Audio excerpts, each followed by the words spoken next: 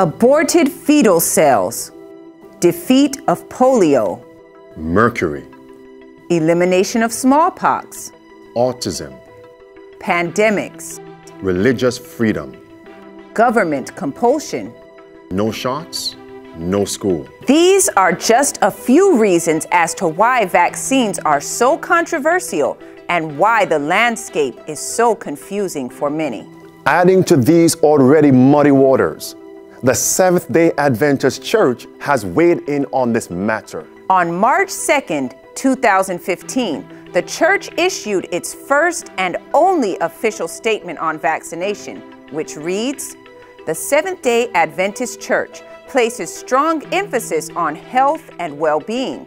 The Adventist health emphasis is based on biblical revelation, the inspired writing of E.G. White, co-founder of the church, and on peer-reviewed scientific literature.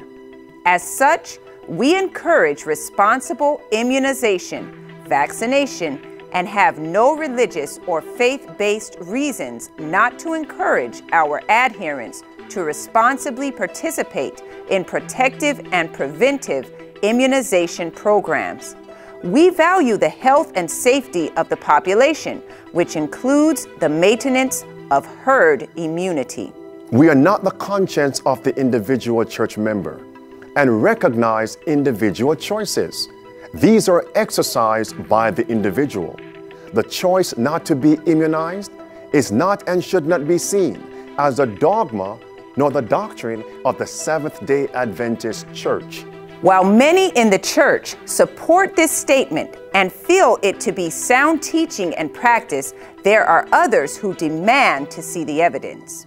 One such person is Dr. Timothy Perenich, or Dr. Tim, who with his co-author, Michael Farris, wrote a book examining the claims of this official statement from the church and the notion of whether or not Seventh-day Adventists have a faith-based reason to vaccinate or not to vaccinate. This is a life and death matter. We cannot afford to make the wrong choice. A wrong decision on this matter not only impacts the individual, but also the family and the community. According to the official statement, the worldwide Seventh-day Adventist Church supports vaccination because of its peculiar, quote, strong emphasis on health, which they say is based on the Bible, spirit of prophecy, and the peer-reviewed literature. In Dr. Tim's book, he examines these sources, including Adventist history, to see if these things are so. We have chosen to interview Dr. Tim and have asked him to bring the conclusion of his extensive research. This is undoubtedly a contentious subject, and that is why we ask our viewers to submit their questions as we prayerfully explore the topic of Adventists and vaccines. Please send your questions to admin@savetoserveministry.com. You may already have your conclusion on this issue.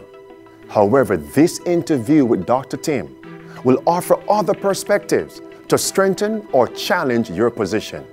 Come now, let us reason together so that we may know how we are to glorify God in our bodies, as we are told in 1 Corinthians 6, verses 19 and 20.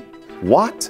Know you not that your body is a temple of the Holy Ghost, which is in you, which you have of God, and you are not your own? For we are bought with a price. Therefore glorify God in your body and in your spirit, which are God's. Join us this coming Sunday, December 2nd, 2018, on our YouTube channel for this live interview at 3 p.m. Eastern Time.